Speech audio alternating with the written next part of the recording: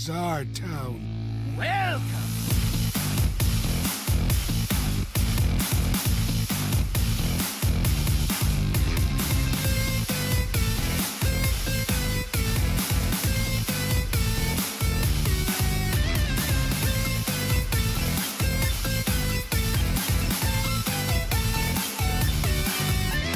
What's up, everybody? Welcome to episode 193 of Value Town. I'm ChanmanV, and that's Admirable. Wow, actually, said your full name this time, not even on purpose. And then we got Ike down below, and then we got Dreads over there. What's up, guys? Going well. Hanging out, having fun. New cards.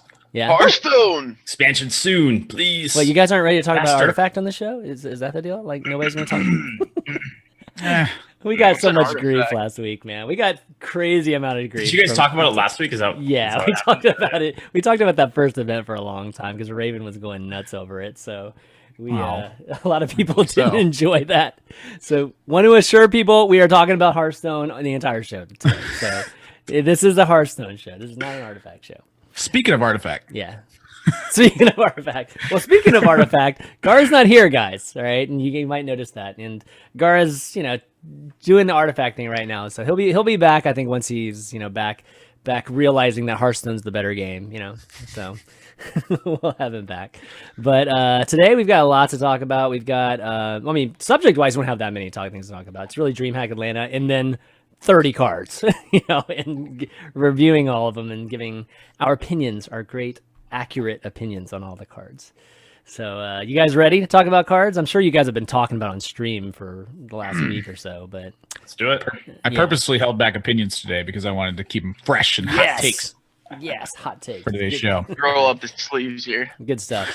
Yeah, but okay. Before we do, let's talk about DreamHack Atlanta. Obviously, Admirable was casting. Ike played. Dreads watched with me, probably at home. Maybe watched it. Absolutely. Yeah. So another HCT event, and congrats to Seo Hyun, for winning this one. It was great to actually see him, win an event. He's been a good player for a long time. And, seeing him take one over Sento again. Sento's like the number 2 guy. I think he's becoming that number 2 guy now, or at least that storyline. So pretty heartbreaking seeing him lose, but definitely great to see him win. So what do you guys think of the winner? Well, Sento's got one more chance, and I think that this was a matter of time for Sohyun, where this was, I believe, his 7th top 16. Yeah, I think he'd made 6 previous, or maybe it was the 6th one. I don't quite recall. But it's been a lot of top 16 performances from him. And honestly, it's been just kind of coming up short. Like sometimes he'd run into bad luck, but sometimes he would kind of blunder on stage. Like I remember in Oakland, he played a cube match on like round 5 or something, and he just played it really soft, and he was really defensive, and he had so many opportunities, I think, to get aggressive and win. And that was just like a consistent pattern of him being on camera and then getting a bit nervous. And I think you could even tell in his interview after he won that he was still a bit nervous. And once he continued to get that experience, I think that went away. And then once he got into a spot where he was like, holy crap, I can actually win the whole thing, he just calmed himself and focused and started playing. And you could see at times him slow himself down. And just, even though he was going to make the same play that his instinct was going to make, it's just that he would slow himself down and think about it. And I think that was a big factor for him, was just getting experience over the year. Yeah. Ike, did you end up playing him? I forget. I've actually never played it, but he's like one of those players that everyone who's like a pro or know him, and then kind of the audience doesn't really know him. Yeah. But I think now, like, this is kind of the stepping point. Like, he's going to be less nervous on stage now too, that he got to win. Yeah. Like, you could definitely tell when he's playing, he was really nervous when he was on stream. Definitely, he was in like a top 4, I think, once, and he was like super nervous, and I remember that. But I think he'll definitely be a name that comes up more often now. That's good.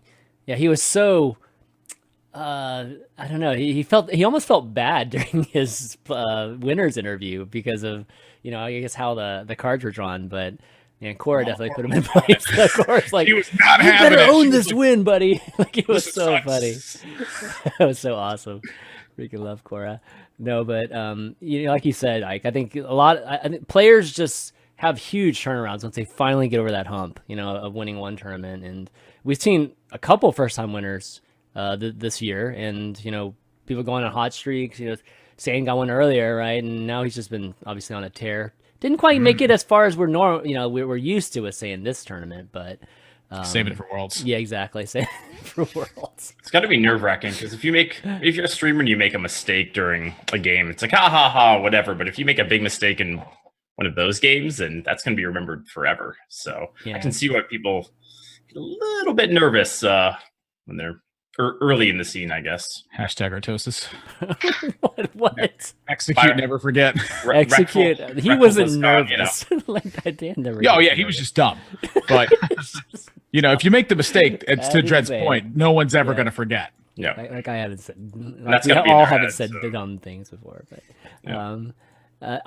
So you played in it, right? You got pretty far. So what? Tell me your experience. I know people were banning your shaman.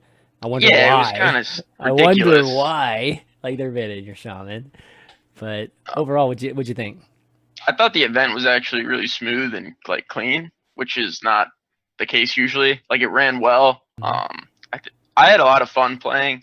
All my series were close, besides my winning in that I just got dumpstered.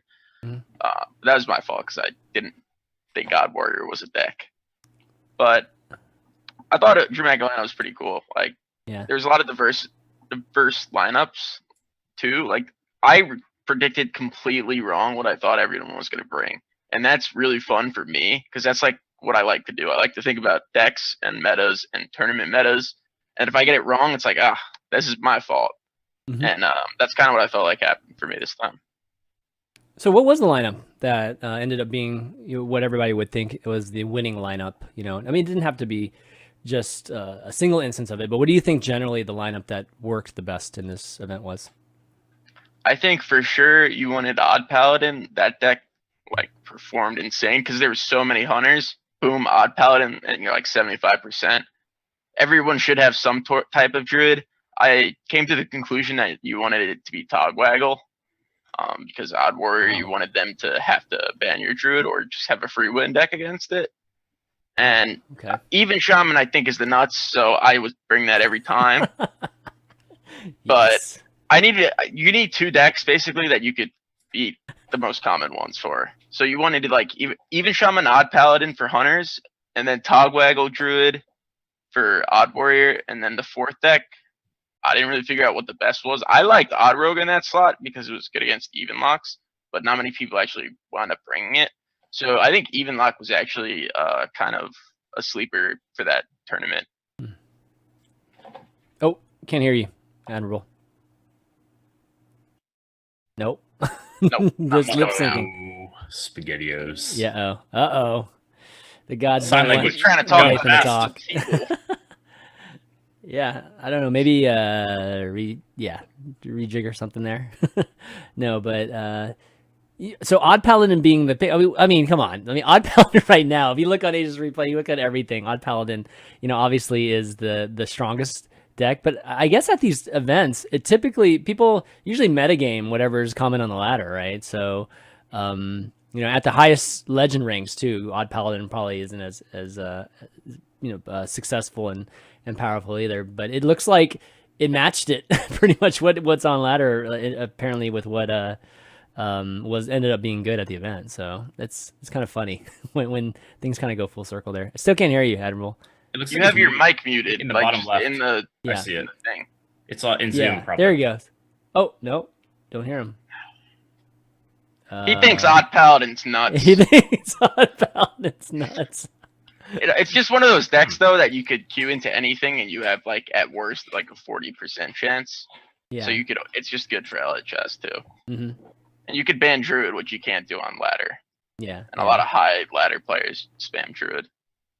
All right, we probably gotta get Admiral fixed here. I think he's gonna go unplug his mic and see. Might have to have him reboot or something. Good old mic issues. Fun times. Yeah. So did you catch the Phenom versus Sidonia match by chance? I was at the airport. I didn't. Okay. Or no, I was playing. Drez, I don't know if you caught it or not. What happened in that match? Was it an epic one or? No, so it was epic. Yeah, but Phenom brought a Mechathune Warlock, and I don't know if you're familiar with how that works or not. Yeah. I know the mechanic. Yep. Yeah, so just draw out your deck, and then you end up winning, right? And He won 3 straight with that deck. He had a whole Metathune lineup. right? Am I back yet? Yep, you're Yes, back. You're back. Okay, I I'm need gonna to switch start my hands then. camera. I Are we gotta back switch still? hands then. Yep, you're back. Hey, Okay. Dreads and I are swapped on the overlay. Yes, I know. I'll fix that. That's fine. Well, I tried my best. I don't know what happened. It just suddenly cut out. That's I don't know. good Tech does that old sometimes. computers. It's like what happened in the Pheno versus Gallon match where they could hear each other at the start. That's like, I remember Oh, that was funny. so Yeah. weird. And I was like, if you could hear me blink twice. That was and Pheno funny. looks at the camera and he goes, Yep. and I was like, I don't know what to do. It's like, how do you not talk about the cards? Well, the Keliseth was put in play really quickly, so you talked about that. That's true. No, That's he true. did not have Keliseth. Oh yeah, Pheno yeah. found in turn 2, and I went, well, Pheno didn't have Keliseth. Oh yeah, because he didn't play on turn 2, right? And I right. see him That just was kind of like, I funny. see his smile like creep up a little bit more where he's like, come on, man. Like, what if there is a chance I held it? Like, and I'm like, no, 0%. Everybody knows. Everybody knows. Keliseth- Actually, that awesome game. too. that game was awesome. Yeah. Which I forget the rest of the game though. Like what? Pheno ended up coming back with like magnetized Spider Bomb Ziliac stuff, I think. Oh, It was, Like it was Gallon Spider was Bomb. winning the whole game, and The then Spider Bomb lives, Yeah. Cube, the Spider Bomb, and then the next turn he had played Ed Shaw after a level up. And he ends up clearing down the board to like Oh, nothing, wow. and then Ziliax recovers and he wins the game. wow. it Okay. looked like Gallon was winning for a while, Yeah. and then it wasn't. No, I thought Gallon. Gallon was dead. Oh, I'm sorry, I thought Pheno was dead. Yeah, I did Right. too. I was like, all right, next series. Next series. Gallon seemed like he was just like clowning a lot. Like we were talking about this last night. Like in some Yeah. instances, it's just like, dude, come on. Why are you playing the He Muckla on ate turn shit to 2, a dude? three-headed Come on, giant! seriously? Like, He admitted that was a mistake to me afterwards. He was like, yeah. yeah, I should have waited till turn 3. He's like, but listen. He's like, hear me out. You got views, babe. What if he doesn't have giant? I was like, What if he- I was like, man, if he doesn't have giant, he's very dead. Yeah, well, It's like- yeah, but I was like, that's an excellent point you make, Gallon. You also get to do the coin Muckla threaten. Like that's a classic play. That was part of his point. Like, It's really cool. if you're gonna play 3 bucklas, like give the people what they want. He drew it every game. so what you're He cost himself dollars to give the people what they yeah. want. Are So what you you're not saying it was entertained? worth? Okay. Oh, 100% worth. That was 100% beautiful. I will never forget those series because he's just coining it and threatening. And I was like, Yeah, Dreads. So Gallon ended up playing a King Muckla against an even Warlock on turn 2. Okay, So he and was then able- he dropped a giant. And Yeah. it was like, oh, Trying nice. to giant on turn 3. Yeah. That was pretty Yeah. brutal. He basically work out. followed up by Sinto's another face giant. was Ripperoni. priceless. Like Sinto just looked at Gallon. He's like, "What are you doing? He just started laughing. He plays He his started giant. laughing, dude. It was- Checkmate, noob." That's dreams, man. Dreams for Sinto. All right, I'm just like fixing a couple of these cams, and then we'll be good to Golly. go. Sinto's face is always priceless in tournaments where like something good happens and he's like, Well, it's a funny dynamic because they're generally sitting right across from each other. It's always like Yeah. that in the tournament. So Yeah. yeah. you can actually see each other's facial expressions and such. Yeah, for sure.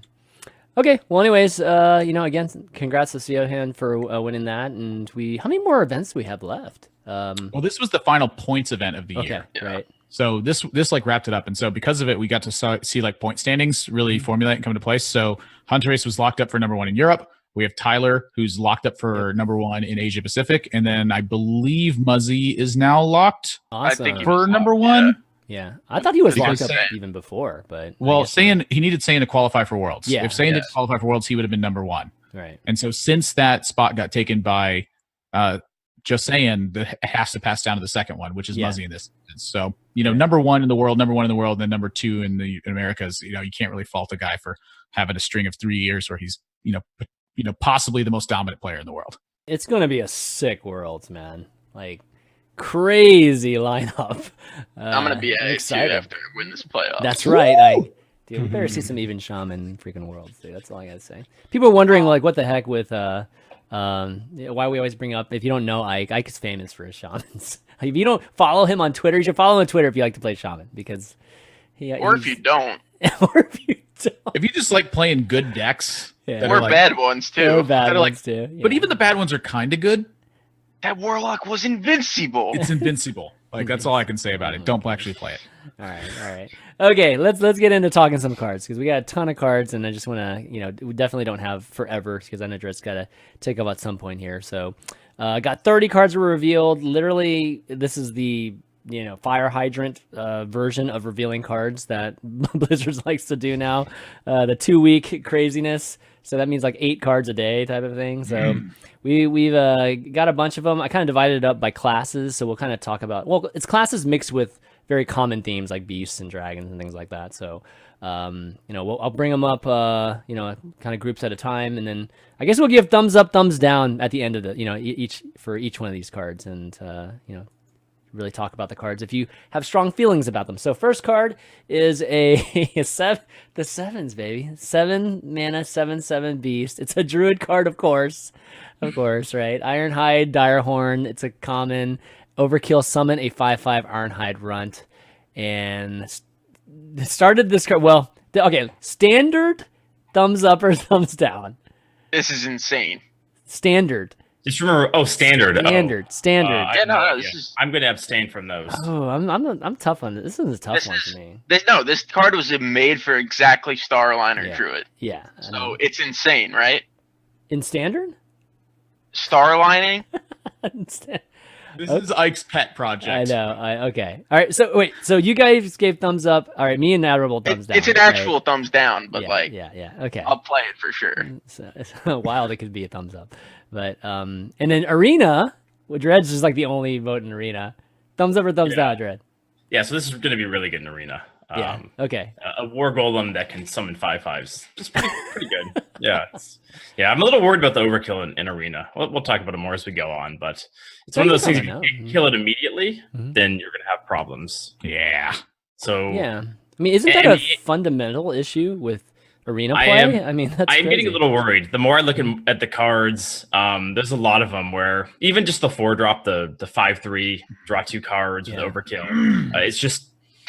If you aren't ahead, it feels like it's going to be another one of those things where you really have to fight for the board early, because unless they greatly increase the number of reactive spells you have in Arena, they're going to drop this. You're going to be behind on the board, and that's just kind of it. Because what do? You like play your force, your nesting rock into it, and then you feed the guy 5/5s. Yeah, right. So this is going to be very good. You know what stat would be really cool to know?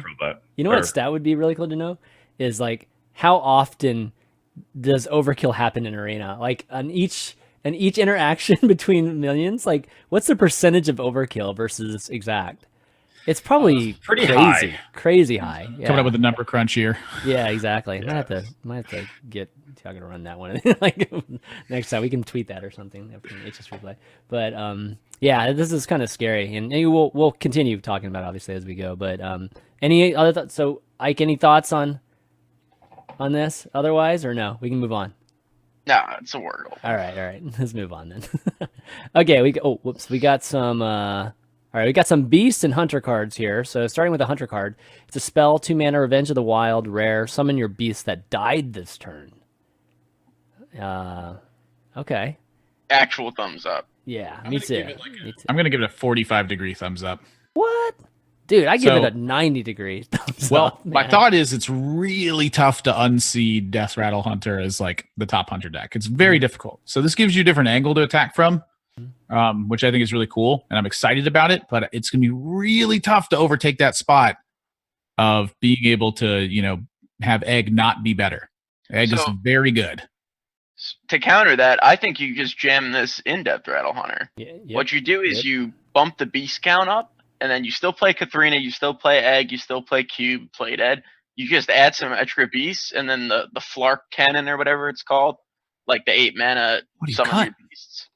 You cut the bad cards, like MC Tech, Ooze, like tech cards. Just like 3 slots, I think. It's probably I like the Boom Zook. Yeah, the Boom Zooka. I got a golden Boom Zook that I've been ready to use for a while. Are you serious? Okay. Interesting. Yeah, I think so too. Zook's a big beast. Bam, stick him in play. That's a 10 mana anyfin. Yeah.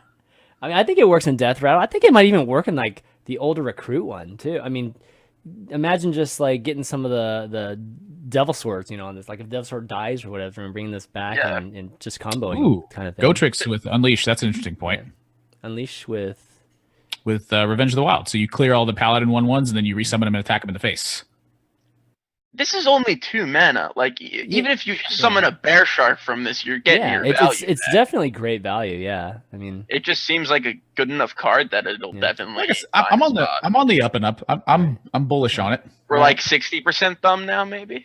I'm going to give it a 45-degree angle thumbs up. I thought you were going up though, dude. Well, I am going up on it, but 45 degrees is okay. I guess that is like more up than it is down. So, okay, for sure. Good. This for right down. All right, Dreads Arena. Yeah, this one's pretty situational. It's going to be polarizing because if you do get a deck where you're offered a ton of beasts, then for 2 mana, it's not that hard to fit that into a turn and just you summon your Nesting Rock or whatever. But if you don't have beasts, then it's a dead card, or if you're behind on board, it's a dead card. So I think more often than not, it's going to be a thumbs down, but every now and then it's going to be insane. Yeah. Okay, so we got another card over here to the right of this. It's not a hunter card.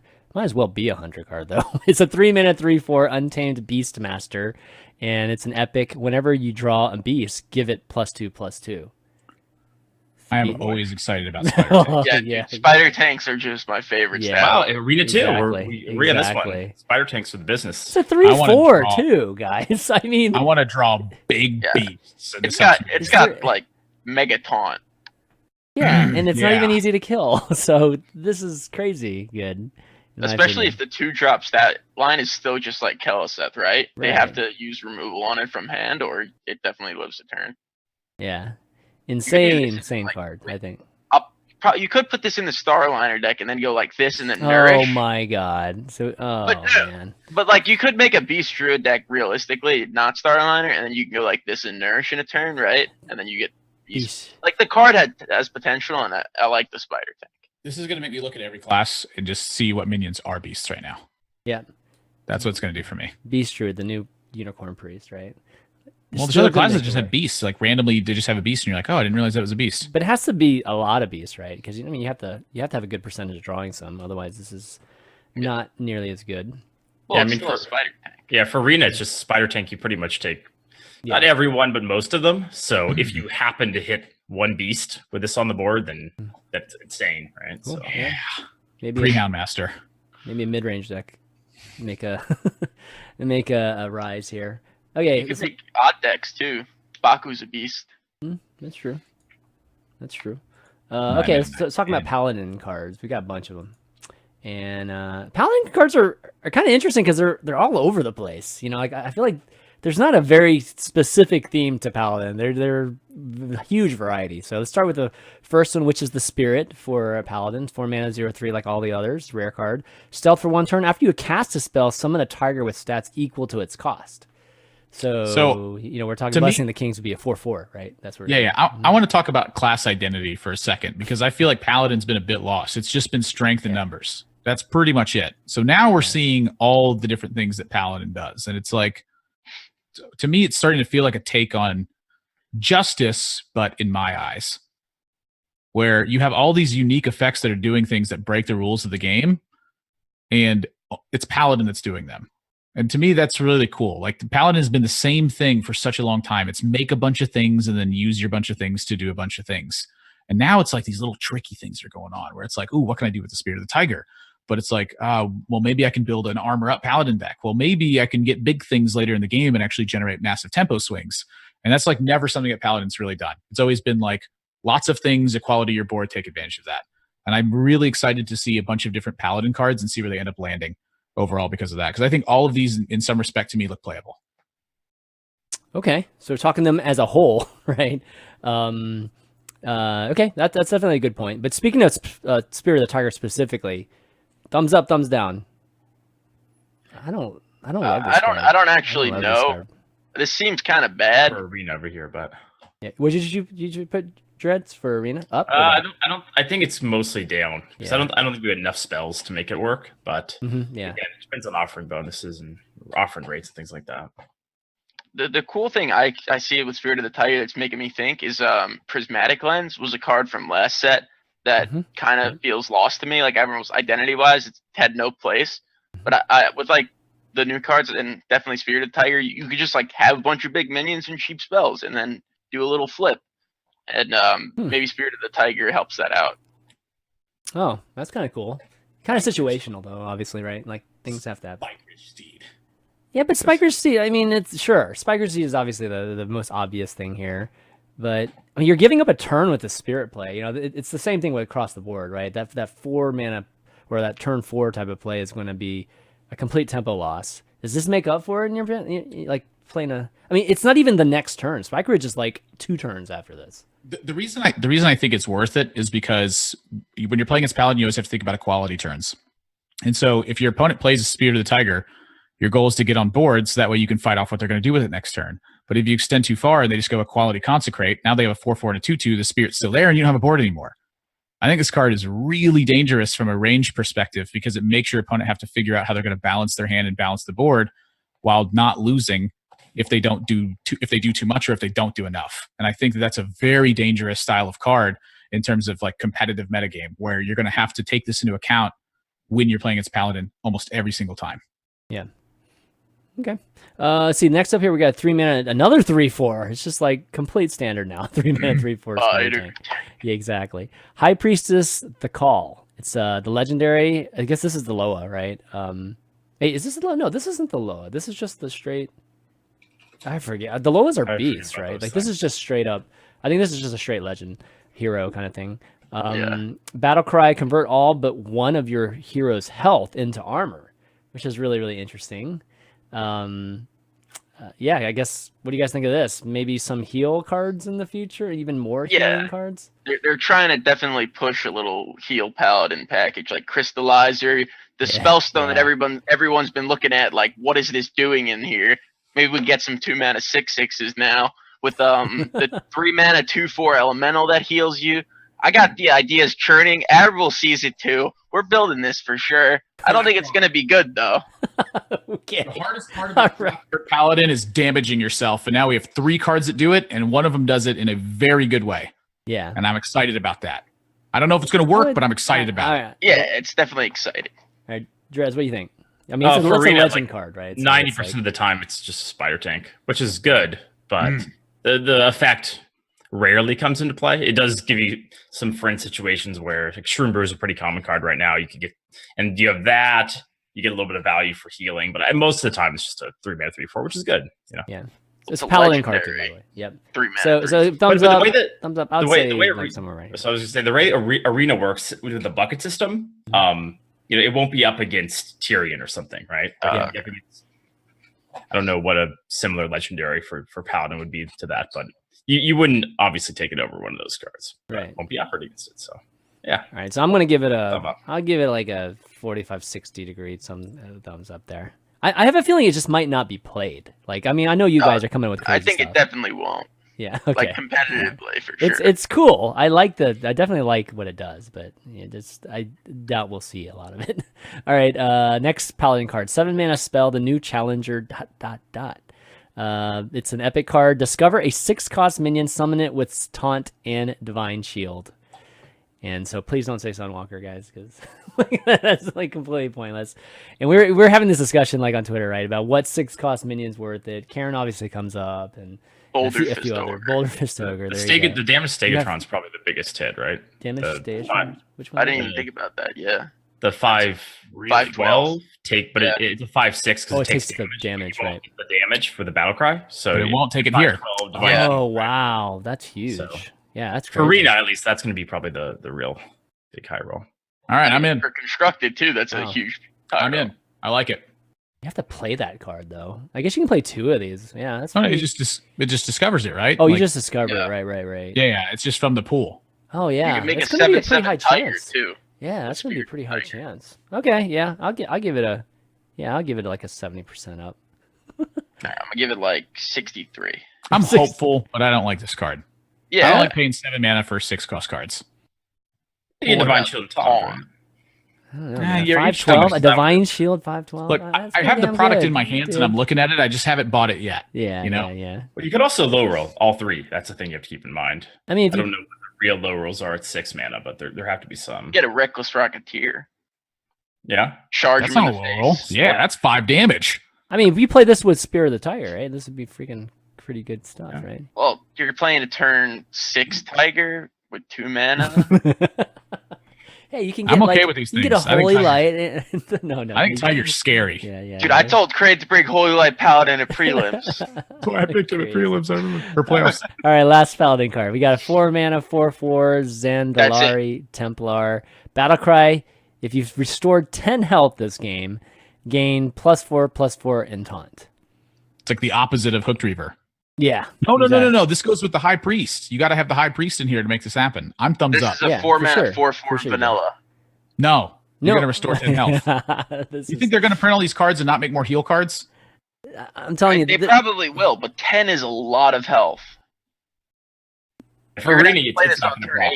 So 99% of the time will be a 4/4 in Arena, but I don't know. I think of this card as it should have said Omega Zandalari Templar because this card's not going to be played until a lot later.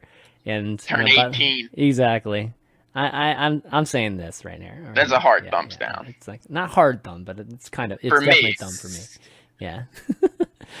Okay, let's see. Moving forward, so that's Paladin. Pretty interesting cards. It's going to be, much more flavor, like you were saying, Admirable, than the classic odd Paladin everywhere.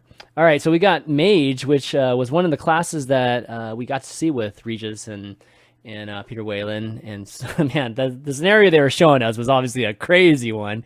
But man, it definitely got me excited about just that type of play. I don't know if it's going to be very consistent and good, but it was really cool, the little mini combos everywhere. As an Arena player, I have to say I have a little bit of an itch to try some odd Mage after looking at some of the cards. Right. Like, yeah. Kind of fun. Might dabble a little bit. Yeah. All right. So we're going to start off with a 1-mana 1/1 Daring Fire Eater. It's common. Battlecry. Your next hero power this turn deals 2 more damage. So it does 3 damage in all. Pretty cool. Obviously cooler with combination of other cards. But looking at it by itself, what do you think? Well, it's really, you could just simplify it into a 3-mana 1/1 deal 3, which is like pretty reasonable. Mm-hmm. Frostbolt with a 1. It's not actually that great. It's like, it's very mediocre.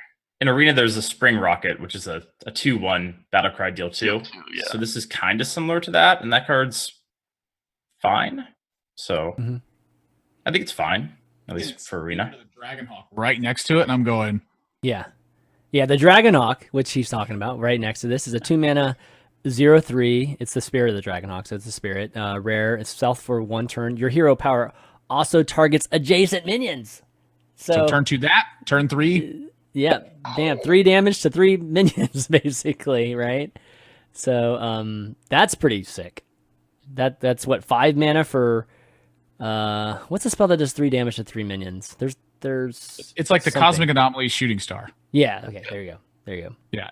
I think that your value out of this is a little bit different though, where like obviously we're moving over to the legendary side where, this is the reason you want to do all this hero power stuff. It's because we want to make a Ragnaros right on turn 7. Love Rags. Yes. And that's what I'm looking at. I see that and I'm like, Ragnaros is like literally my favorite card in the game because it's so mighty and powerful, and I want to slam a Jaina right afterwards and have it be the Light Lord and the Fire Lord simultaneously, where it heals me for 8 and it deals 8 damage. Like that's the most exciting thing to me. I don't need to see the rest of the set to know what golden legendaries I'm making. Yeah, I'm making that gold so quick. And that's my first 22 hours of gameplay. And what he's talking about, guys, we got a 7-mana Janalai, the Dragonhawk. So you got the spirit first, Janalia, whatever. Like I can pronounce that. You got to say it like a troll. I don't have the mindset. I don't have the Troll Island, accent / pronunciation. But it's a 7-mana 4/4 beast, Battlecry. It's a legendary. If your hero power dealt 8 damage this game, so like if you just did that combo we just talked about a second ago, this card summons a Ragnaros like on the Battlecry, which pretty sick. Rag is back. This deck Should be cool. Yeah. This deck seems like it actually could be strong if you're feeling a high rolly and you draw the spirit and then you draw the 7-mana 4/4 that makes an 8/8 that deals 8. Like you're gonna win some games, but most of the time you're gonna be sad. Yeah, but I'm gonna be happy when I get that golden rag shooting them for 8. Or are you sure gonna be shooting him, or are you gonna be shooting a 1/1 Silverhand recruit? You know what? Yeah. I'm gonna ping off all their 1/1s first.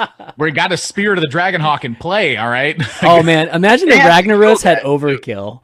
Oh my god, that would be so amazing. Who says there's one that isn't? When I look at the legendary for Rena, I think it takes a while to do that much damage. If you're just pinging for one, it's not going to be active until, I don't know, turn 13 or 14. So in order for it to be really good in Arena, you're going to have to get some of these other cards to make it work. But I guess the thing is, even if you play it way down the line, if you survive long enough, it's still 4/4 and Rag for 7. Yeah, so 12/12. It's still pretty insane. You're welcome. Yeah. What? Solve the meta. Spear to the Dragonhawk, Ice Walker. You're welcome. Freeze 3 minions, deal Kona Cold every turn. You just keep doing it. Do I have to play Ice Walker in my deck? That card is so annoying in Arena. It's not good, but it's that's really the annoying. Even Mage deck list. Okay, so Well, no, you can't play the Rag guy in Even Mage. Well, semantics. Oh, okay. all right, we just talked about 3 cards here. So, all right, how are we gonna do this? I guess one of Just give a thumbs up for them. We'll give him a heart. Yeah, a heart. This is the package. This is a. I mean, Wait, that's 2 thumbs down technically. So do I like them? Thumbs up for all of them because I like them. I think the first 2 cards is more of a thumbs up for me. Really? Yeah, I think the don't... Dragonhawk is the reason that the other 2 cards are Well, playable. sure, but I just don't know if the Rag is going to be as impactful as everybody He's the thinks. Fire Lord. I know he's a Fire Lord. Real talk, We I love think him. Spirit of the Dragonhawk is just a good card. Yeah, I think There's so a too. lot of I board think so presence too. that just does a lot of nasty things, and like picture it with Jaina. Yeah, I can see you I'm like seeing the swinging picture. some obscene things that like don't normally happen. You're like, well, maybe I can beat Jaina if I, and then all of a sudden they make 3 water. in the end, it's a poor man's Zentimo, which we'll be talking about in a second, a little bit later. But yeah, it is pretty cool that you're able to do like enhance spells, right? With or at least enhance a hero power. You know, just adding value to it. So that's cool. And in my head, Blast Wave gets a thumb down. You need to target. Okay, something about Blast Wave. 5 mana Blast Wave, epic spell, deal 2 damage to all minions. Overkill. Add a random mage spell to your hand. Hit your own stuff. For Arena, I actually think it's probably. I don't know if I'd go with thumbs up, but I think it could be takeable because AoE is just so good. And right now, there's a lot of Microtech controllers, Grim Necromancers, those kind of cards played. A lot of spread boards. So if you do hit this and you get 3 or 4 overkills, which I don't think is unreasonable at all, because you're also killing, let's say, you're a couple 1/1s on your side, then that could be a lot of value. So, and sometimes you're just like, I need 2 AoE, and I can't make it to Blizzard turn, right? Like I'm losing right now on the board. So I think for Arena, it may even be slightly thumbs up, but it's not going to be a real consistent card, obviously. I can see it in an Arena. Yeah, you could AoE's play just like a spell damage guy for 2, and then pop this, and then boom, and then get a full bunch hand. of cards, right? Yeah. And then if you get another AoE from those cards, you might be able to survive, and then you outvalue your opponent. So I could see it being quite good in Arena. Yeah, but it's hard to say. It's kind of like that's why I'm kind of somewhere in there. I'm seeing what you're talking about. I'm seeing trade my 3/3 into the Necromancer and then Blast Wave, and I drew 4 cards. Like I can totally see that happening and being like, they're dead. I'll take that. Yep. Yeah. Okay. Blast Wave is interesting. So what type of mage spells do you think you will be drawing? Like, is there like do we have percentages on that, like in Arena? I'm thinking fireballs only. God. I mean, there's some really bad ones, obviously. Blizzards. Glacial Mysteries or whatever, but in general, mage spells are pretty good. Okay. So it's unlikely if you get 4 that you're going to whiff on all of them. Of course, it will happen. It'll be a YouTube video, but in general, they'll be pretty good. Yeah. Okay. Cool. All right, so let's move on. Before we do, just want to mention that today's episode is sponsored by Robinhood. If you've never used Robinhood, Robinhood is this mobile app that you can use to invest in things like stocks and ETFs, options, and cryptos, all commission free. So instead of paying $10 like some brokerage and trading, you can actually make trades and everything for free. And it's super easy to use. I think that's the best part about Robinhood if you've never used it. I mean, there's all kinds of very nice looking graphs and charts that you can kind of look at and have accessible to you just at one click. And then you can see things like 100 most popular stocks and have different curation and different kind of filters for different types of stocks. And it also has like analysts kind of ratings for buying and holding selling stocks. So it makes it really simple for the folks that are just new to really trading stocks and maybe doing it on their own for the first time. So you can kind of like learn how to build your portfolio and all that good stuff. Right now, if you actually go to Robinhood and go to actually value.robinhood.com and sign up, they'll actually give you a free stock of Apple, Ford, or Sprint. Yeah, and it's just like added to your portfolio like right off the bat. So you like actually get like a stock and all this stuff.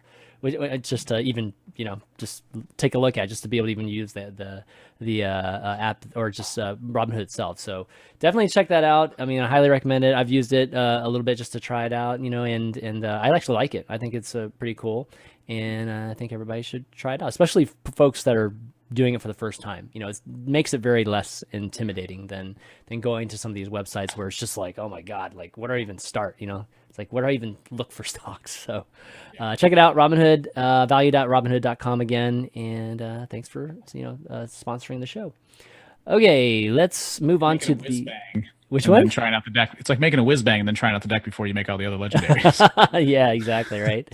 All right, let's talk about Shaman. All right, Ike. Man, the Shaman cards are pretty juicy. I mean, we've only seen like 2 of these, right? This is good stuff. Oh, one of them's definitely juicy. Well, I think the other one is like an oldie, a little bit of an oldie. But 2 mana, 1/3 weapon, Likkim. I mean, I love the artwork. Likkim. That's what it is. Likkim. And the artwork is this frog-looking dude with a crazy I want the tongue. animation to be a frog tongue that just whips out. Dude, yeah, golden, when I play it, I want golden tongues one. flying everywhere. Oh, dude, that'd be so awesome. Anyways, the text has +2 attack while you have overloaded mana crystals. Yeah. So, all right, thoughts on that, man? That's a worse Stormforge X. What? How What? dare you? How dare you? You have to be overloaded for this to be okay. Unless they print really good new overload cards. Okay, let me reread this card to you. 2 mana, 1/3, deal 3 damage to your opponent when you cast good cards. Right. Whoa. That's right. Yeah, let me reread it to you one more time, Mike. Deal 3 damage to your opponent when you cast good cards. And I know you like good cards, and I know you like Thunderhead, and I want to play this on turn 2, and then I want to coin Thunderhead, zap something, and smash him in the face for 3. I mean, this is like Spirit Claws, but with overloaded cards, right? It doesn't overload you, and that's what I think is important about the weapon. Yeah, that's right. I think it needs to be 1 mana. Oh yeah, so 1 mana be no so brainer. That's like Spirit Claws old school. Yeah, Spirit Claws when it went to 2 mana was unplayable. Yeah, okay. But it also was broken at 1 mana. I want broken Shaman cards. Okay, well, you have one right next to it. Yes. Yeah. Okay. Well, before we do that, Arena. I don't think it's that. I don't think it's very good. I mean, sometimes you might take it depending. Again, it all depends on the buckets and where they place it against. Because just sometimes a Light's Justice for 2 mana is okay. Just because you need that ping in a non-ping class. So it's not total garbage, but it's not a good card because in Arena it's going to be even harder than constructed to reliably be overloaded the turns you want to use it. Right. Okay. So. We going. I'm going even on this one. Like I think this could be played actually, but I'm gonna give it a thumbs up for the art, the name. The art for like big thumbs up. Like Ever to do a card and then have it be bad in the metagame. That's what I'm saying. Yeah. This card's got great art. It's got a great name. It's got a great look. It's got a great feel. It's a great card. I like rewarding overload, so I'll give it a tiny bit up. Yeah. It's the Lich King's like weapon. Like it's a staff, the Lich King. Oh, it is. It's like his staff. He'll be here all week, guys. Please stop. All right, next card. 3 mana, 1/3 spell. This is a legendary. That's not a spell. That's a minion. It's Zentimo. And is he the Loa? He's not a beast. I keep thinking he's just the legendary. Yeah, Loas are beasts. I keep forgetting that. So Zentimo, whenever you target a minion with a spell, it also targets adjacent ones. Dude, my favorite card so far of this entire expansion. This card's amazing. Crazy amazing. So I want to hear what you... Yeah. So like Electra really spoke to me as a shaman card. Yeah. I personally didn't think Electra was that powerful because like once it's done, it's done. But to me, this card really speaks to me a lot where it's like, this is what shaman wants to do. It's an ancient conduit of the forces of nature, and it wants to channel that energy and blast things on the board. So when you Rock Biter or you Wind Fury or you Lightning Bolt, that's what I want to do with this card. This is 4 mana, kill their board. Overload for 3 when you do it because of Lightning Bolt. But this card is awesome, and this is like a must-kill card when you play it in your opponent's eyes. The show's over. That was the highlight. The freaking like machine. Those sounds were awesome. Card excites me so much. In Arena, it's probably not going to be very good.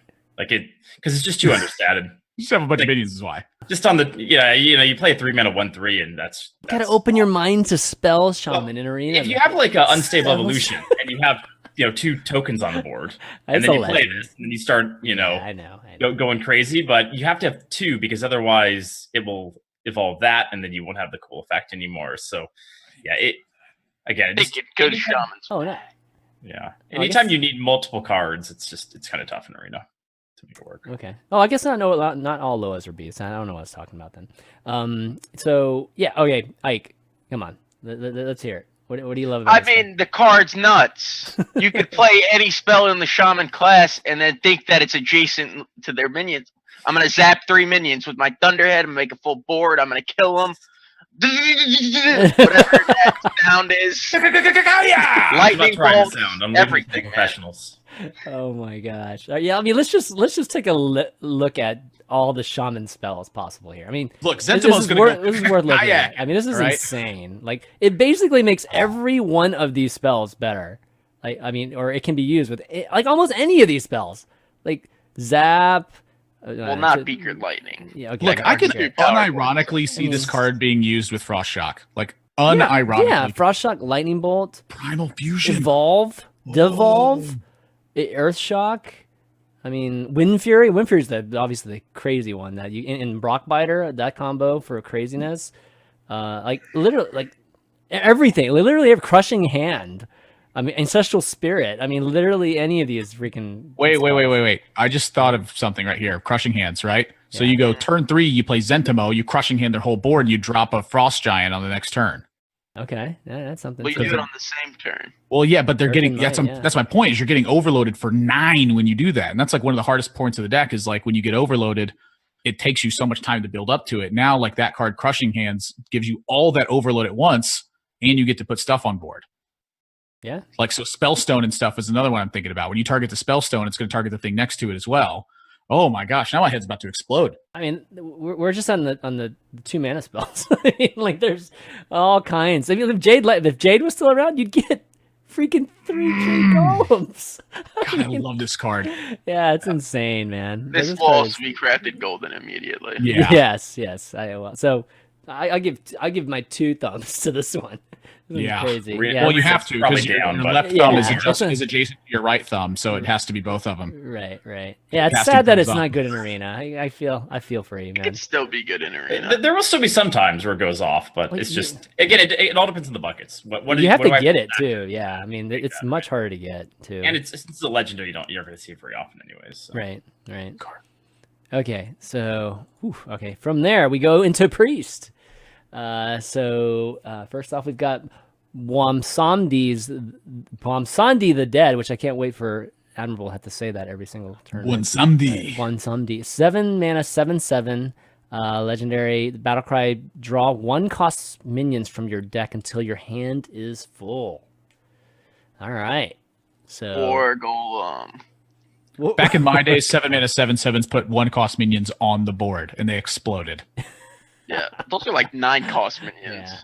I hate Priest. All right. Yeah, for Arena, I actually like this card. I think for Arena, it's just thumbs up because just pulling like an Oracle or a couple of those cards. If you have a Cleric, even a Shark Cleric, it's fine. So I think for Arena, it's okay. Maybe not a full thumbs up, but it's like it's okay, and it's supposed to be the synergy with the Loa, right? Or not the Loa, the Spirit. I guess that's the idea with this card, right? Yeah. It's a war goal. How bad can it be in Arena? So. I mean, could you think of this card as like a sprint for Priest? I don't know. Like. Well, if you want to draw a bunch of 1 mana, how many reaching, man. I'm trying to reach here for anything. Priest. Yeah. You don't have to reach. Like it's okay for it to be bad. Yeah. Not when Priest it's a legendary. Sucks. Damn it! Like that's not right. Make this rare card bad, not the legendary one. All right, so then we got a Grave Horror here, 12 mana. 7/8. Again, a priest card. Rare. Taunt. Costs 1 less for each spell you've casted this game. So Taunt is good. Yeah, the taunt part makes it good. Yeah. I mean, this is like Arcane Giant for priest, right? But it's way better because it has taunt. Yeah, but it's also way worse because it's priest. Yeah. So like they have me excited right up until they tell me it's a priest card. I think priest is going to need some sort of overhaul in this set in terms of identity. I talked about it earlier. I think priest is all over the place right now, and I think it needs to like hone it in and like get to the core of what does priest really do. And to me, priest is about enabling other things. So this really speaks to that. I think priest is about enabling your other things to lift them above what their normal capacity is. So I like it, and I think it could be good, but it is priest, so I'm skeptical.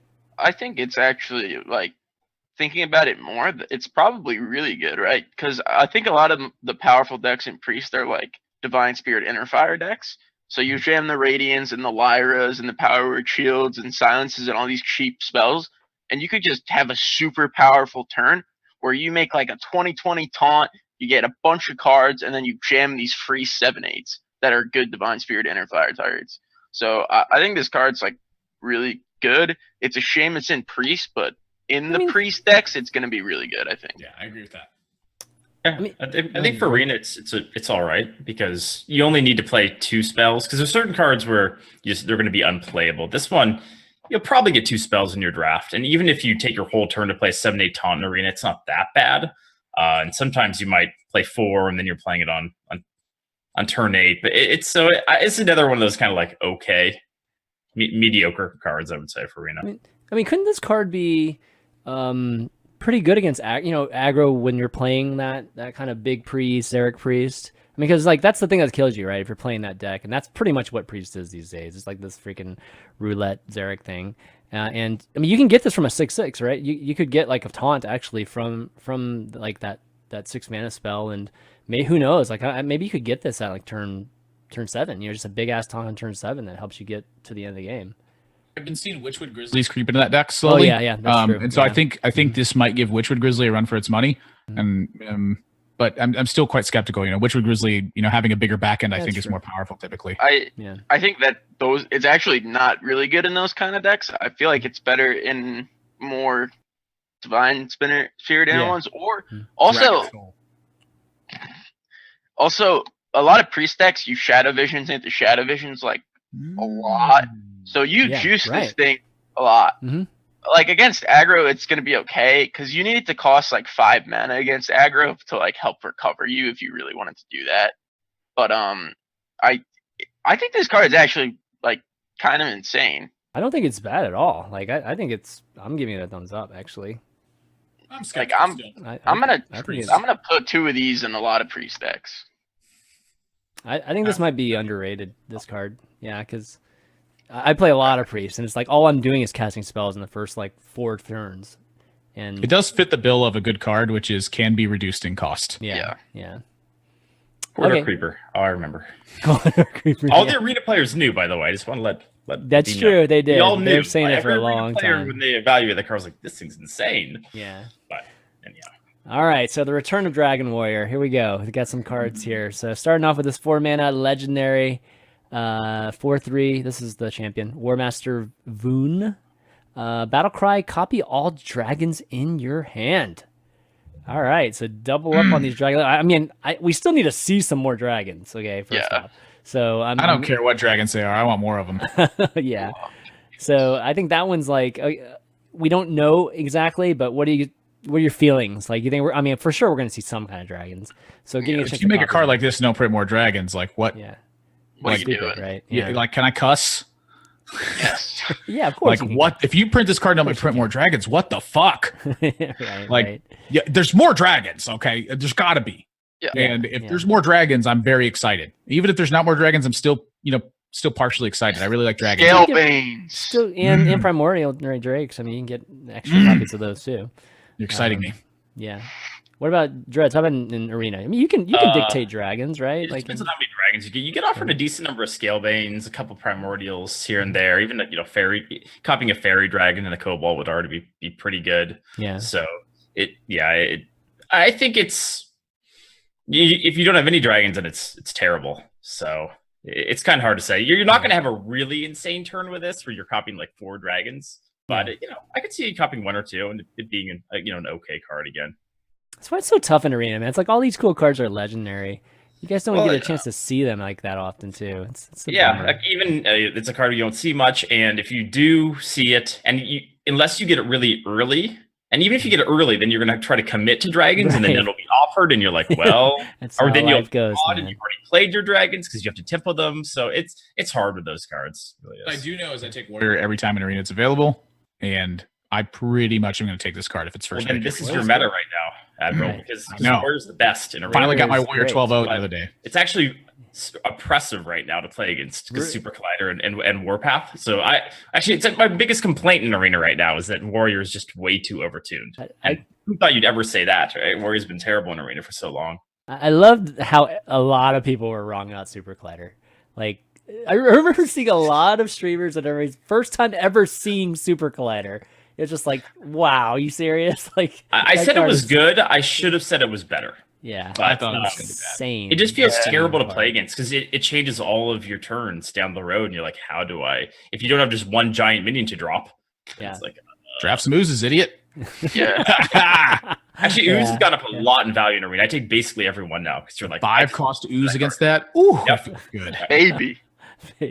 All right, next card. We got a 3 mana. This is still a warrior. Epic card 3/2 Smolderthorn Lancer.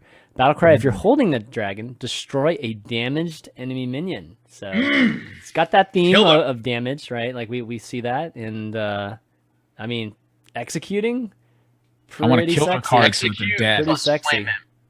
Yeah, that's pretty sexy. This is probably one of those cards where you take the chance on it in Arena. I'm guessing it won't be in a super premium bucket. Just because at worst you play a 3 mana 3/2, but if it happens to proc, it probably that upside wins you the game. So it might be worth it. You like auto pick Blood Razor in Arena, right? Yeah, for sure. This card's pretty good with that. Yep. All right, let's talk about like relative good. If this was a, let's say 1/2, would you play this card? No. Okay. 2/2. I would consider it. I would consider it at 1/2. I think I would consider it too at 1/2. So that's kind of what I was asking. It's worth noting that it's odd cost. Yeah, okay. I do like some odd warrior. But yeah, anyways, it's obviously a solid card when you're talking about execute. We'll wait to the end to do thumbs up. So the last card we got here is a 2 mana 2/2. This is not a warrior card, but I kind of included it with it, given that it has a dragon synergy here. Firetree Witchdoctor, rare. And Battlecry: if you're holding a dragon, discover a spell. With Dustbreaker. I like this card. Gives Priest something to do. Okay, yeah. I really like it for Arena. I love the times of like Netherspite Historian going off in Arena. Even like people are gonna hate me for this, but like Secret Agent coming through. I just like pulling off some of those synergy cards in Arena. So when I saw this, I was like, obviously you're not discovering a dragon, but it's got the same feel to that. So I hope it works. I hope there are enough dragons printed. And I also hope that there's an offering bonus. Blizzard, come on. Give us an offering bonus back for Arena. Because I would like this card to be good. So. I'm a huge fan of Netherspite's Historian, and I feel like you just kind of shit on her by comparing her to this guy. Like, you're picking Secret Agents and Duskbreakers from her, and you're getting, like, Silence, Master Spell. Psychic Scream. Let me dream, okay? Let me dream. It'll be fun. If this gets an execute, it's like a Smolderthorn. I think this is not good enough. Like, if a dragon deck is going to be good, this card's not making it. Nah, you're dumb. I'm saying it. We're going to have the same argument on a review. All right, let's thumbs up, thumbs down these. All right, War Master Voone. Up or down? Oh wait, War Master. That guy's bad. I don't know. War Master, really? I thought you said he was good, Ike. No, I didn't really comment much on it. Okay, all right. Thinking. I think bumping it up really bad. Yeah, I think it's pretty good. I'm assuming that there's going to be good dragons. Like, this is stupid if they don't. So. Correct. Yeah, if there's no good dragons, I will change my opinion then. Right. Smolderthorn Lancer. I'm going to believe. Card is good. Give us dragons in Arena. Yeah, this is a I think warrior everybody's vile thumbs up spine. here. Yeah, for sure. And then Firetree Witchdoctor. Yeah, I think it's going to have to be a down kind of down, not all the way down. You really think it's a thumbs up? Seriously? I'm going to play Firetree, and I'm going to get an Inner Rage, and then I'm going to Inner Rage your thing, and I'm going to Smolderthorn Lance it, and then I'm going to make 2 copies of all the dragons in my hand. I'm going to outvalue you. That's what I'm going to do. Shit, I wish I could pick what spells I wanted. What if I just every time? That's the key. You're not going to kill me. You're not going to kill me. You're not going to kill me. It's impossible. I can kill you with a neutral Murloc package. I'm going to get Inner Rage. I'm going to kill your Murloc. It's a 3/3. All right, That's what you think. All right, let's talk about some rogue here. We got 4 rogue cards here. 3 mana spell rare raiding party. So, okay, draw 2 pirates. We've already seen some pirates, like this cannon stuff and The 2/2 guy. in the pirate too from your deck. So draw 2 pirates from your deck, combo and a weapon. This is a total Kingsbane card. Yeah. Well, It's it's just actually Kingsbane, nuts isn't in Kingsbane. Yeah, it's really good in Kingsbane. I don't know if it's good in other stuff. Like maybe it's still good. Maybe there's like a weird like pirate necromantic blade thing you can do. Just some kind of face pirate, right? Like face pirate deck or something. You could probably put this in like a Death Rattle Rogue. Like, and they printed the good 2/2 pirate too. Like Greenskin's also good. Deckhands are pretty good too. Like this is Arcane Intellect or better. Yeah. So. And sometimes it's just what you want. Like it's just minions. Like you just want that deckhand so you could deckhand cold blood him and kill him. Mm-hmm. Like this is good. I like this card a lot. Yeah. Arena is just it's one of those cards you're gonna have a lot of faith if you take it early, because if you don't get pirates, you don't get the weapons, then it's just dead, right? So it's not going to be reliable in Arena. So that's a thumbs down for that, I think. Okay. Yeah, I agree. I think it's going to be great, at least in standard. All right, so next we got a spell. 4 mana, Walk the Plank. Pretty cool. Common, like it's easy to get. Destroy an undamaged minion. Okay. I'm very. 4 mana's a lot. Kills it's really really good. It's good. an assassinate, right? I mean, it's a 4 mana assassinate. We have Vile Spine right now, so like it's tough for me to get on board once there's Vile Spine already there. But once Vile Spine's gone, I could totally see prepping this card. Yeah, I think a really big argument for Rogue with these kind of cards is how good are prep decks right now, and they're really not good. Like you need prep in this deck 100% for that card to be like a playable standard card, and there aren't prep decks that I like enough to put that in. Also, you could prep that pirate draw thing too, just by the way. But yeah, I think this 4 mana one is just very okay and not good enough. Yeah, not happy about it, but I'm not unhappy about it. Yeah. Okay. Wow. Okay. I'm surprised. I mean, I understand why you guys think it has to be a prep, right? Because it's like a tempo just a tempo changing type of play, right? If it's super cheap, but just straight up, I feel like 4 mana execute whatever minion is pretty amazing. But like think about like, okay, so you're playing this deck with whatever, and then they're playing an even luck. They turn 3 giant you come back, walk the plank for 4 mana. They get the whole turn to develop a new minion. Yeah. So I think it has to be prepped. It's a follow-up style card. Yeah. I mean, it's not a turn 4 type of. I mean, it's not as valuable turn 4, but it you can make plays with it later, on later mana turns. But okay, cool. Let's see. Next one, we've got the Loa. So Gral the Shark, which is amazing artwork there. Just like Jaws, our version of Jaws here. 5 mana, 2/2 beast, battlecry, eat a minion in your deck and gain its stats. But Death Rattle, add it to your hand. So we got interesting. I think it's a really cool weird card. thing. Like, I like the idea of it. Definitely is cool. Yeah. The design is fun, so I'll give them props for that. For Arena, I think it's most of the time going to be very good because silence isn't all that common. Like not most decks won't have it. If they do silence it, then you're really, really sad. But in general, I like it for Arena. There's just not a lot of good silence. Yeah. When they silence my Edwin, I'm really sad too. But I'm still playing Edwin. Now this card isn't Edwin, but it does remind me like of Azure Drake a little bit, where it could be very big, but it could not be very big. But one of the things I'm really looking at is how Myra, the scientist from the last set, didn't really fit the bill. It was something that was outside of your deck, and you couldn't really manipulate it in a certain way. It was just a 5 mana 4/2. This card feels like an improved Myra, like to a very strong degree. I could see you like manipulating a deck to use this, like with Elven Minstrels and like eating a Malagos from your deck or something like that. Like I can see this card doing a lot of crazy things, and I can see it fitting in just kind of. But you don't get the effect that toes the line. No, you don't get the effect, but you do get +4, +12. Right? Yeah. And so a 5 mana 6/14 is not really something to scoff at. Even just a 6 mana like 7/7. You know, like you just eat a Scalebane with this card. I could totally see this going in tempo decks and like you being really excited about it sometimes, and then other times being like, it ain't my Firefly.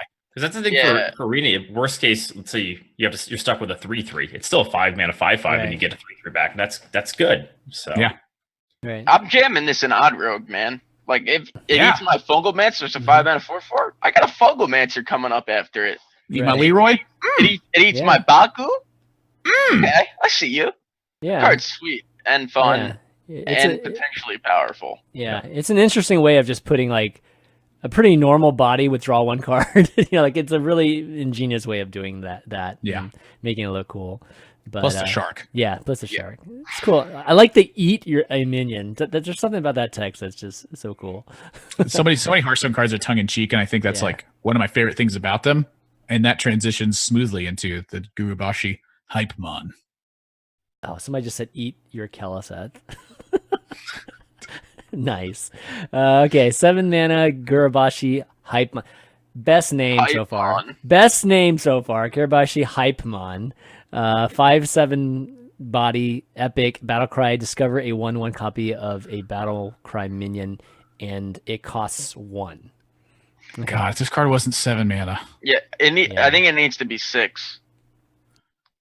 At 6 mana, I could see it being playable. At 7 mana, I'm like, that's it's too expensive. I mean, Battlecry. There's like a million Battlecry cards, so they tend to be pretty good. I mean, you can get a shark. Yeah. Why does it discover rogue cards more often? Right, you have the one cost discover shaman card, and that card's like because there's just so many, and it's not like you're gonna be able to snipe one specific one you're looking for.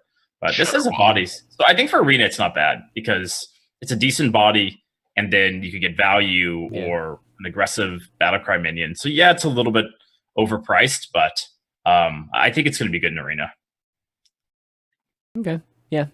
All right, let's go through the thumbs up, thumbs down. Rating party, thumbs up for me. It starts here, and then it goes here, and then it goes to like here, and then it goes back to here. Okay.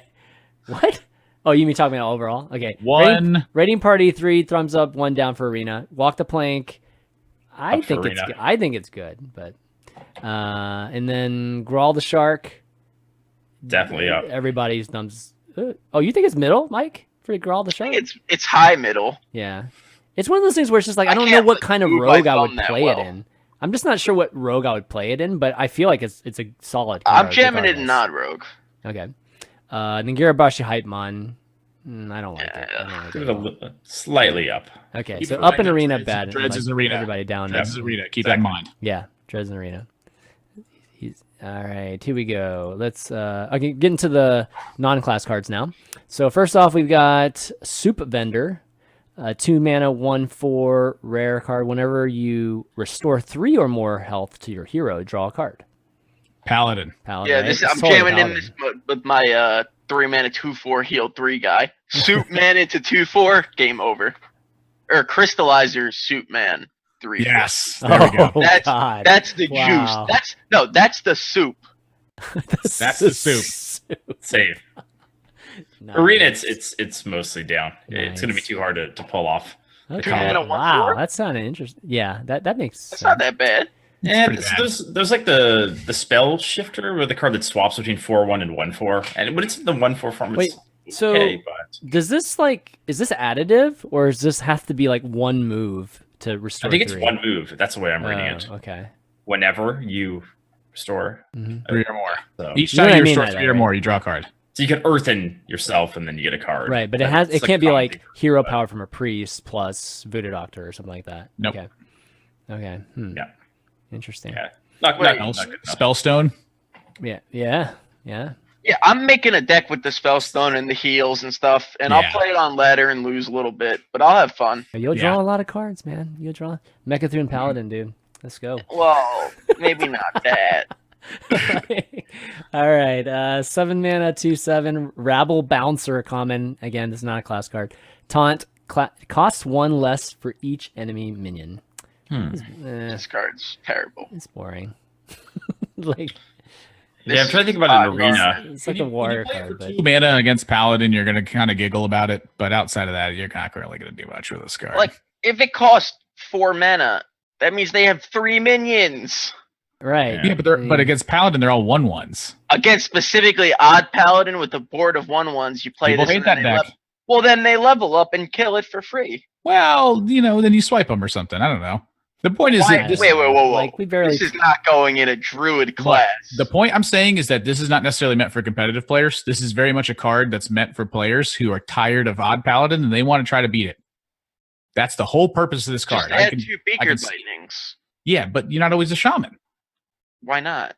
This is like Ali Armorsmith used to kind of be for folks. Well, Ali was way better. Yeah, I mean, it gives you an armor too. But I'm just saying, like, you want to just slap cards- down a taunt for like pretty cheap. Like, I could see this card going in a tournament lineup. Like if you're just trying to beat up Odd Paladin and everyone's bringing Odd Paladin, I could totally see a deck bringing this card. Like it's going to do a number versus Odd Paladin. It's pretty good versus that deck. That's about it though. yeah, For arena, it's mostly bad. yeah. All right, Soup Bender. Get Kodo. Boom. You know. Boom. I mean, these are both bad cards. I'm giving Soup Vendor a half. Like a half of the half. I give Soup Vendor I'm like at a I kind of 20 like degree it angle. actually. Yeah, I mean, I might like it more than it's actually good, but I'm gonna give it a thumbs up. Look, I'm gonna make some chicken soup in a couple hours here. I'm ready to go. I mean, definitely theme wise, it's amazing. But what's up with the green soup though? That's kind of weird. But, Well, Trolls like green soup. it's like it's an asparagus puree. is he a troll? Maybe it's No, delicious. No, that's a It's more- tusker. Yeah, he's It's a a Tusker, troll right? set, Okay, But it's a troll set. It's a All right. tusker. He Alright. serves the trolls. Yeah. Yeah, okay. It's the cook. All right, Rabble Bouncer, thumbs down. Yeah. Yeah. Okay. Let's see what we have next here. We've got getting to the end here, which is pretty amazing. Oh yes. Oh yes. Okay. First off, again, no. These are still neutral cards. 7 mana, 5/7 beast, Amani War Bear, Rush Taunt. Oh, I actually Ooh, haven't even wow. seen this card. Wow, Is that a new one? I haven't seen that one either. dude, this. They're all new ones, but you know. Yeah, I but guess this is kind of expensive for Rexar, but I mean, those 2 text words are. Can't This get enough is- Rexar. Okay. Rexar's caps at 5, cost beasts. Yeah. Oh right. Yeah. You got to be Chicken, on the other hand. No, Adam. I think Starliner Druid could actually be a thing. They Yeah. actually printed like a lot of good support. This guy's Well- insane. It's a lot of 7s. No, yeah. You run Support? Yeah. Yes, you run. Good support. Admirable, listen. You run witching hours in the deck, and having a rush taunt with your witching hours, so it's not just the 7/7, is huge support. You're adorable. Thank you. But seriously, I like, Starliner I Druid like could your be thinking, real. man. I like your thinking, dude. It That's could cool. be real. For Like, arena, I wow, really man. like the card. Yeah, I think arena I think it's a too. great arena It's a card. great card? His Okay. taunt is great in arena, and rush is really good. Right. Exactly. And so I think of like Devil Sword, I almost always take. It's a 7/7 for 1 more mana. So I mean that card doesn't have taunt. So if you just need to drop something to save you, this could do that. So I like the versatility of this card, and the stats aren't terrible. I really like it. Dreads and I were thinking the same thing. He's thinking arena, I'm thinking Starliner. They both work the same way. Maybe I'll play some Starliner, and you can play some arena, and then we'll report Well, back. I don't want to do that. Okay. You know what I just Starliner. Dude, you know what I just realized? I realized I left off all the freaking Warlock cards. All right, we're gonna have to talk about that in a second. We're gonna circle back on the Warlock. No one cards. plays Well, Warlock. let's not go with Gurubashi Chicken. Let's give it its time. No, we're gonna definitely do that. But I just realized that. Oh my gosh, there's like these list of discard cards we didn't even talk No, about. but right, Gurubashi just as a Chicken. card, the 5/7 is just decent. Okay, all right. Moving to the next one, we got another beast, a 1/1 beast, Gurubashi Chicken. Overkill gain +5 attack. This affects Rexar more than anything else. I think Yeah, it's another yeah, cheap it beast, does. and when you actually kill something by trading, because you have to trade, sometimes it's really kind of good. Sometimes your minion just gets +5 more attack. Like I'm going to take a cheap beast, and I'm going to take a beast it works with. So Rexar is really the card you look for on this one. I don't think Stalker we Rexar. can talk about this regarding arena. I think we. Yeah, we could actually skip the chicken. It's pretty bad. Dude, you gotta love the axe beak though, man. Come on, that's like amazing. It's like Oh, it has great art. Don't get me crazy wrong on amazing. that. I do like this next card though. Yeah, this next card is pretty Really? interesting. So Masked Contender, 3 mana, 2/4. It's an epic card. Again, non-class. Battlecry, if you control a secret, play a secret from your deck. So it's like... I still like this card. Personally, like as an arena player, this card makes me a bit angry because I don't want to trigger the secrets most of the time. And then I'm going to get screwed sometimes because of that, right? So you kind of have to if they play this. Like, and if you can't, like if you're behind, then it could be... Depends on how many secrets they draft again with arena. It's kind of hard to say, but I feel like this card's great in a hunter deck. I do too. Like you set a secret that they're not going to activate right away, get another one in a 2/4. Like that's just, you're not getting much of a better deal than that. This card kind of blows. Nah, you're wrong. What? You're dumb. Really? You think the Amani War Bear is good, but you think that the guy that plays free secrets like Mad Scientist is bad? Like, but you need to have a secret in play. Yeah, set a red trap and then play. Okay, but why are you playing a deck with I red don't know trap? about that, but maybe So it's a... think about the only good deck in Hunter history, like recent history, that's been good has been Spell Hunter. Yeah. You're not allowed to play minions in that. This card is not gonna. It's a 3 mana 2/4. Spellstone's a good Play card. a snake trap or something. I mean, there's a lot of traps that could... I mean, if anything, you're forcing them to trigger your traps. Venom Strike. Right. Venom Strike, yeah, that's another great one. When you're wandering and they don't activate it, ooh. So this fits in like the board control hunter deck that I don't think is very powerful. I mean, it's been good at points. Maybe not event good, but it's definitely been good at times. I'm playing some free secrets. Yeah, I mean, I think I'm playing Starline Druid over that any day of the week. Oh my god! Okay. Best of 11 coming up. Okay. So Dreads, I know you don't like it, but is it? What did you say it was good? Oh, I think for arena it's maybe slightly above average because if you have to play a 3 mana 2/4, it's not the end of the world. It's not what you want to do, but it's not the worst stat line. So I think it may be a little bit up, but yeah, not here, but maybe like there. Okay. Yeah. All right, thumbs up. Amani War Bear. Yeah, for arena, yes. Well, War Bear, yeah. It would have been a thumbs down, but I got me at least to even on this one. I'm not sure about this one. Yeah. Gurubashi Chicken. I could put this even I'm gonna give it a hug. I would. I'm gonna give it a hug. Give it a hug, yes. Oh, man. I want that as my pet. Oh, I don't know if I'd want it as a pet with an axe beak, but Masked Contender is a big thumbs up. I think it's a big thumbs up. I'm on the up and up with that card. Okay, cool. All right, so we've got a couple more neutral cards here, and then we'll go into talking about. I'm really hyped. I didn't even know that War Bear existed. Really? This is a highlight for me too. I like that card. It is today. Yeah. I think it came out. It literally came out today. Yeah. Okay, this one's interesting. All right, Waterboy first. 2 mana, 2/1. Waterboy, rare battle cry. Your next hero power this turn costs 0. This card's cute. I mean, just go with the mage. Like, I don't know. What do you guys think? No. 2/1. Any ping. It's pretty. It's about as mediocre as you're gonna get. It's a free hero If power. it would be really great. That's my opinion. For arena, I think it's still good in arena because for tempo, like oftentimes you want to ping on turn 2 and you can't play anything if you do that. So getting a 2/1 out there is worth it. So I think it's a pretty decent arena card. But I like it because the Adam Sandler movie is like one of my favorite movies.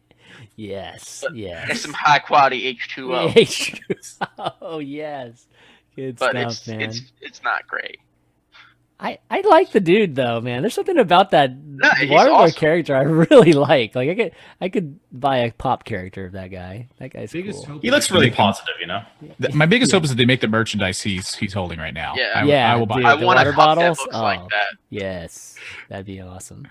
Okay, so this next one. All right, this one's I definitely want to. I'm really curious about what you guys are gonna say about this one. 10 mana, 9/6. This is a legendary Hakkar the Soulflayer. Death Rattle, shuffle a Corrupted Blood into each player's deck, and then a Corrupted Blood is a 1 mana spell that has the keyword casts when drawn, so it's going to automatically cast the spell. Take 3 damage. After you draw, shuffle 2 copies of this into your deck. So it beats up Mecha'thun. Yeah, it beats Mecha'thun. Yeah. Otherwise, it's hot garbage. It's a fatigue accelerator.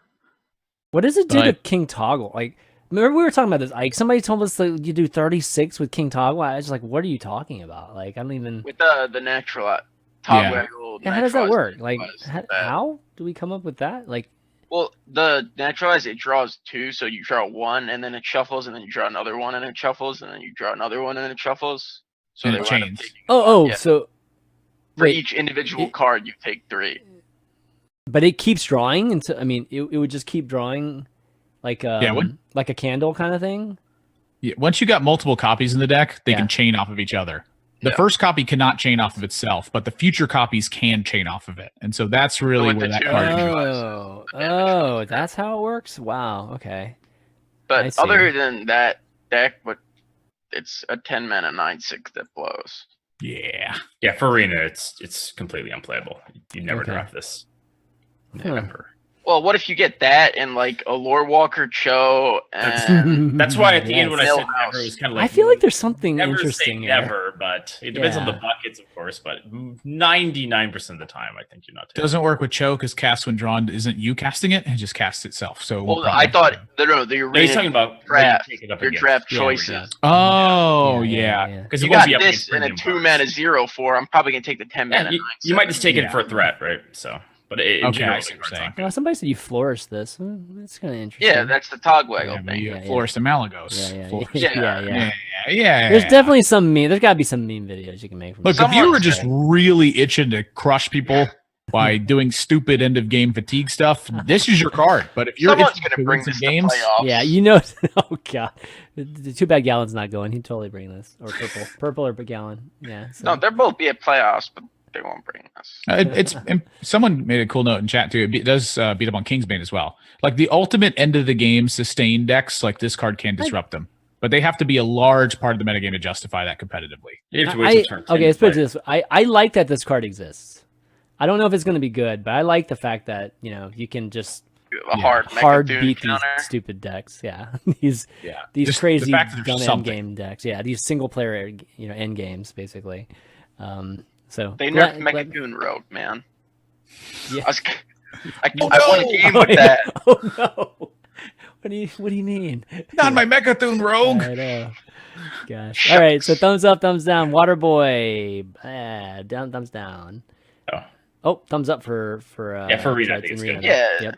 And then Hakkar the Soulflayer. I'll give it like obviously 45 degrees because I'm glad it exists, but I don't think it's any good though. It's bad. Yep. It's so bad. Okay, let's talk about Warlock cards here. I'm gonna have to drag them in here real quick. Hold on. All right, so we got High Priestess. What do we got? We got Soul, Warden. We got Reckless, Diretroll. They're buffing Invincible Warlock. What's the Invincible? It's a bad Warlock deck, but it's invincible. Yeah. Like when we lose, we don't count it, but when we win, we definitely count those. Probably count it twice. Yeah. Okay. All right, so let's talk. All right, High Priestess Jeklik. Wow. 4 mana 3/4. Oh, it's not a 3 mana 3/4. It's actually a 4 mana 3/4. Legendary. Taunt Lifesteal. When you discard this, add 2 copies of it to your hand. Wow. I'm very excited. Wow. Why? Because this is a lot of lifesteal taunt things. Read the cards that are next to it. I'm going to make this the lowest cost card in my hand, and as I rip these discard cards, I'm going to keep making. Wait, your hand's going to be hot trash then? Well, that's fine. I'm going to have enough 3/4 lifesteal taunts to get through it. What if they just kill you? But what if they don't? I have 3/4 lifesteal taunts. Okay, a lot of them. But I have Gul'dan later. Well, that's fine. I'm going to have a lot of 3/4 lifesteal taunts. Dude, I'm going to twist into that board. Well, you can get the portal on the board, dude. Huh? I love this card. I think this card. We're talking about Quest Warlock? Yeah, Quest Warlock. Let's get the portal on the board, man. I think it's finally time to see the place of discard Warlock. We have a new discard mechanism for it. We can Solarium this High Priestess Jeklik and not be sad about it like we are with every other card we Solarium away. That card sucks. Yeah. I hate Solarium, but this card makes me want to play Solarium. And that's difficult to do to me because I hate Solarium. But I am going to craft a Golden High Priest Jeklik, and I'm going to beat up Ike with it. Well, I'm probably going to craft the gold one too. But well, yeah, I'm not going to be happy about it. This card excites me because it's a lot of stuff that you can do with this card, and it's very rare that you get a card where you can just keep going. Like no matter what, if you have a way to discard it, it keeps going. And it excites me that you're excited. Yes. All right, Jess. I cannot wait. Arena. It's bad. It's bad. All right, that's bad. I mean, there's not really a lot to talk about.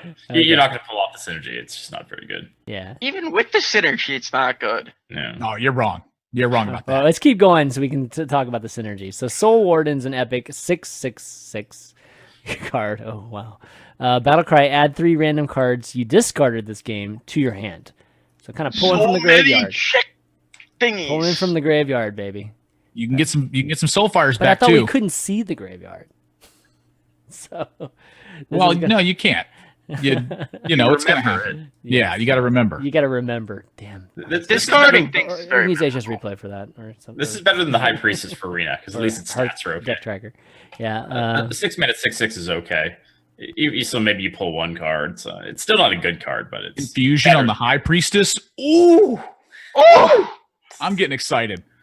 I'm getting way too excited. This is real. Everyone, I'm gonna need you to calm down. This is gonna break the format. He's got enough excitement. Rank 5. With game. our excitement levels, it's a normal level of excitement. Jacklick's the truth. I'm just observing here. Yeah. I'm calling this. Okay, Jacklick's the truth. All right. Okay, moving from Soulwarden, we've got 3 mana Reckless Diretroll, common card, 2/6, taunt, battlecry, discard your lowest cost card. All right, this card is good. I'm thinking Clutch Master Zavas. Yeah, that card's Yep, gonna that's see true. played like for a Clutch game. Mother. Yeah. Clutch Mother. Sorry. Yeah, Clutch I'm telling you, it's time.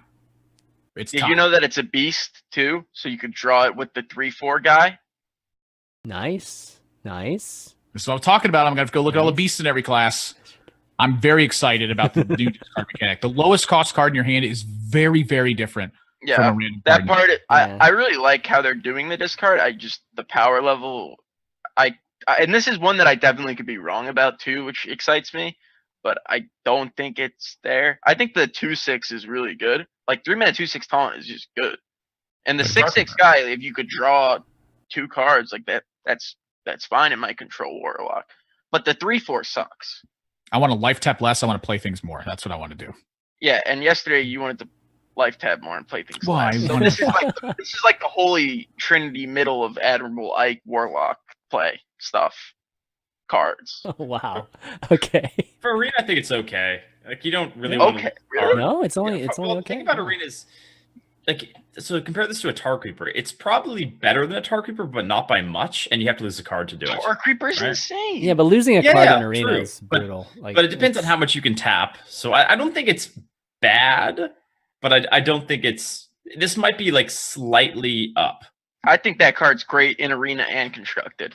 We'll see. Wow. That's what I like to hear. I'm going to shriek away my low cost cards. I'm going to start discarding my High Priest Jacklick. Yeah, you could. Yeah, it's the lowest cost card too. Like in Arena, you just throw away But here's like the a thing: 2/2 or something. if the lowest card in your hand is a file, then you really don't. Well, want to then don't play right? that card. So it's Just the file and then play it. Yeah, you got to defile. What else do you need? Yeah. Why are we complaining about the file? Okay. All right. Last card, Shriek. 1 mana spell, rare. Discard your lowest cost card again, but this time deal 2 damage to all minions. So more of a removal Soulfire card. all of them. Yeah, that I want card's them Yeah. all off the also- board. That's This true. card's also just good. Yeah. Like Mhm. a 1 mana wipe, and then you have a bunch of mana to make Mhm. tempo. And you got Stuff 2 like the High Priest discard. Jacklicks then. No one cares about the High Priests. It's a 1 mana deal 2 to their stuff, and then have a bunch of mana to play your own stuff. You just wait. You're wrong. I'm telling you right now. Infinite priestesses. It needs Divine Shield. Jacklick needs Divine Shield. No, she has Divine Shield. There's so many of them. But It's pay 4 mana, give her Divine 4 Shield. mana each. Life Steal. This is like a Zilliax. Don't you say? This is life. This don't is do that. That nothing card is like a silly. Zilliax. Don't even. Don't tell me that is Nothing like a Unity. Zilliax. You're wrong. You're Oh wrong. my goodness. I'm telling you I right think now. Shriek Okay. is pretty decent for Arena. It's funny because whenever you guys look at a card like this, I'm like, but it's way worse than Defile. But then I have to realize that Defile is just insane. So this card, I think, is pretty good, right? So Mhm. it's okay. It's Yeah. Above 1 average. mana. All Yeah, of these cards cheap. excite me. Yeah. Like 2.5 of them excite me. I mean, what? So real talk. What kind of disco lock are we talking about here? Like, to me, it's obviously a form of control. Yeah, I think it's. You could probably play the 2/6 in like Zoo, but the other stuff is all control-y. Mm-hmm. Okay. I could see Soulwarden in Zoo. I like one copy of it. Yeah, right. Like it's pretty decent. Like you're using Doom Guards and Soulfires and stuff. I could see that just being like instead of running like a Gul'dan or whatever, you just draw a bunch of damage. Because so Doom Guards travel in packs. I mean, we know this. Yeah. Mm-hmm. So if this card just draws you a Doom Guard, that's a pretty good card. Yeah. What if you color set the 2/6 to a 3/7 and then you just play it on 3? Well, I mean, right? Yeah. I'm getting too excited. Well, don't get excited. I was talking about Zoo. That's not exciting. Well, I like big things, and 3 I like big, mana powerful 3/7 that's big. We like that. Yeah. This All card right, might. all right. Time to do thumbs up. We gotta get to questions here. So High Priestess Jacklick. Okay, yeah, we got 2 thumbs up. Calling it here. 20 bucks. You know what? Let me give it a Let's thumbs go. up. All right. There we go. Woo! That's what I'm talking about. Thumbs up. All right, Soulwarden. Eh. I'm not sure about this card actually. I'm gonna wiggle my thumb. Yeah, I Maybe don't think it'll it's stop bad. by, but- I don't think it's. This I is gonna can't draw see the like scenario where it's 5 good yet. Jacklicks for me. Yeah, it's gonna be. So many. If Jacklick is good, I will give you that. Soulwarden will be super good. Wait, what? Wait. Like You could play the 4 mana 3/3 buff a lifesteal minion in your hand. Check looks even bigger. there you go. Discard it. There you go. Copies of it, you're gonna get 2 buffed Jacklicks at that point. Wait, is that how it works? Well, it summons a copy of it to your hand. It's zone to zone. Yeah, it should So retain. yeah, it. so buffing it makes it. Wait, No. Check looks a thumbs up. Holy crap! The card's insane. That's what I was trying to tell you. You didn't bring up the 4 mana 3/3. Well, it's the Soul Infusion. We have a 1 mana version. Yeah, Soul Infusion. Yeah. Oh. Yeah. Check look is. I didn't realize that it makes the okay. copies bigger. I can't share on this excitement because for Arena, it's still Oh, bad. It's pretty okay, mediocre okay. in Arena. I see what you mean. Okay, yeah. Now I understand what you mean by Soul Infusion. Okay, so it just continually grows, right? It's just bigger. Every You time. All Soul right, Infuse the Jacklick. It's a 5/6 at that point. You Oh my discard God, it. is You this get 2 actually- 5/6. Yeah, I actually think it might be okay then now. Yeah, Oh. So powerful. Not even just okay. yeah Like, Kelliseth on that it's- too. Like, jeez. It's. I mean, yeah, that's true. I mean, if it was I didn't started realize- at like a 2/3, it would be like maybe, but 3/4, man. Oh, it's a spider tank at its worst. Okay. Look, yeah. I'm paying 1 minute. All right. I think Admirable might have convinced us. With I'm this gonna one. give these 4 cards just a nice heart. Okay. All right. The heart. And an upside down Um, heart because my thumbs are pointing up. My average like this for me. So I'm still not clear on what kind of discard lock we're gonna see. You know, whether it's just like a little bit here and there or just full out discard craziness. Just like Just jam the dancing good warlock, cards. basically. Yeah. Okay. But anyways, Good warlock that's cards. the final cards. We got through it. Yes. Amazing. Yeah. We went pretty fast too, which is really good. But we got like 1 Q&A question, Dreads. Hopefully you can stick around for that. Yeah, sure, But before we do, I just want to give a shout out to all our patrons that support Valuetown, and those are the folks that to go to patreon.com/Valuetown and make a pledge. And we've had a lot of long-time supporters for a while, and just want to give a shout-out to them each and every episode. So Mike T, legendary producer. I've got Raydan, Bryce L, Michael O, 2 Comma Kid, Cameron M, Paul H, Zach M, Evie, Sasha G, and Jeff B, just to name a few. Thanks a lot for doing that. Also, Valuetown is hsreplay.net show, so go to hsreplay.net and check out the most best stats in Hearthstone. Find the deck that you should be playing at your rank and region right now. And get ready for some. What was that? Even Shaman? Yeah. It's even Shaman. His Even Shaman is not even the best. For Arena, it's Warrior. Don't need For to Warrior, trust yeah, it. for sure. Arena, I check Arena is many Warrior. times. Every day I check, it's always Warrior. So. Yeah, definitely. Oh, did I not say Oondasta? Oh wait, did we not do Oondasta? Oh shoot, I have Oondasta here. Okay, maybe we gotta talk about one more. Oondasta. Oh, I guess we left it off. Yeah, there we go. Last one. Oh, this one's we gotta talk about this one. We have to talk about this one. Yeah, and this might lead with Dreads on this one. 9 mana, 7/7 beast, legendary rush, overkill, summon a beast from your hand. This is like a neutral card. Yeah, luckily for Arena, I would say you're not going to see it all that often because it's legendary. But the thing about it, again, like, it just reminds me of Devilsaur, which is an 8-mana 7/7, but no text or no overkill mechanic. So what's going to happen with this card is, because generally when you play Devilsaur, you overkill something with it, because otherwise you wouldn't play it. So if you're going to be pulling out, I don't know, a Hypemon or something, or you know what, or a charged Devilsaur, you play this, kill something, then pull a Devilsaur. So it won't be seen all that much, but when it does go off, it's gonna be pretty scary. All right, Ike looks like Admirable looked like on the Priestess like a second ago. So this card is insane. Here we go. So okay, real application, Death Rattle Hunter. This is nuts. Yes. Like, pull it off your Katharina, get a Witchwood Grizzly from your hand, game's over. Ike talk, I'm going to play this. The 5/7, the 7/7 that overkills and makes a 5/5. Starliner. All featuring Wild Growth, Nourish, UI, Spreading. No, not Spreading. Like Witching Hour, Swipe. Like, you could actually do really powerful things with it. Like, you play Oondasta, whatever. It rushes, it kills the things. You summon your 5/7 Rush Taunt. That kills the thing. They kill that, and then you come back with a Witching Hour. Oondasta comes out, you kill another thing, make another 7/7, boom, the stars align. Done. Beast Druid real? Man. Oh my god. It actually sounds powerful. Oh my god. Is Beast Druid actually real?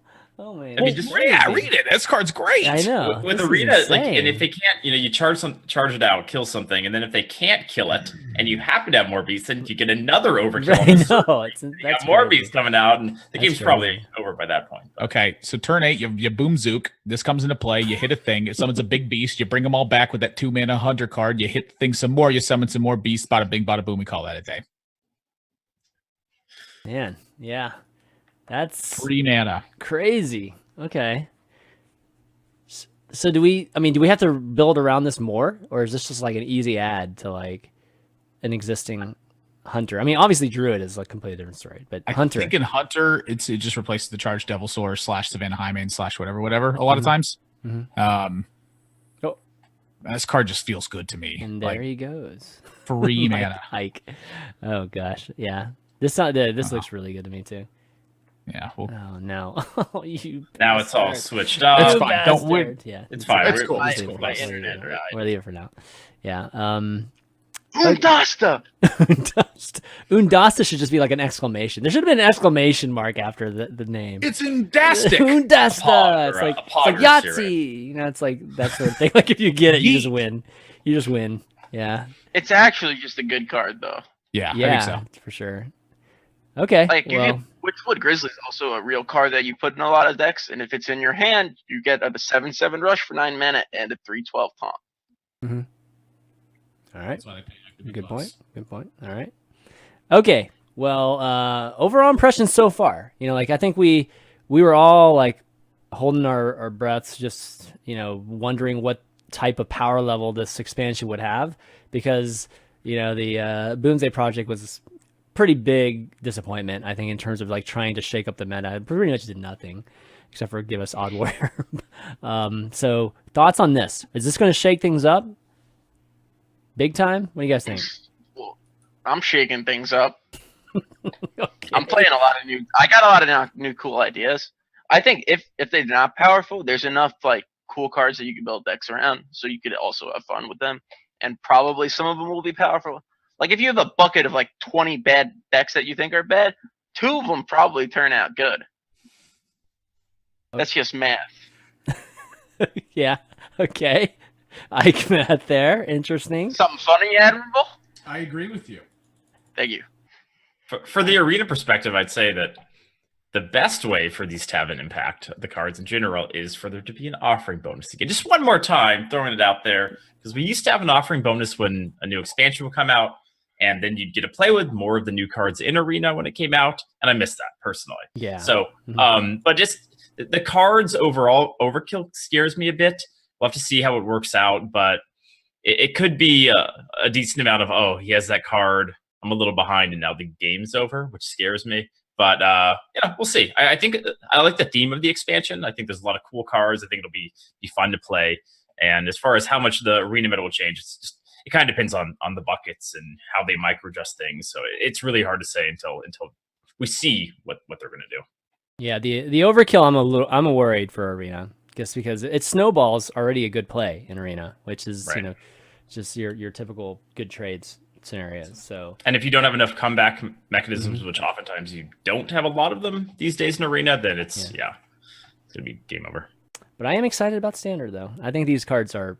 I mean, I'm really happy with what I've seen so far with these cards, and I mean, we've only seen the first third of them, so there's still 70 cards, 60 cards left. Yeah, 70 more to go. I'm pretty excited. Dragons, I'm baby. some Mod Even Mage. more beasts for Ike. I want to play with Rag again. I missed that card. Yeah, definitely.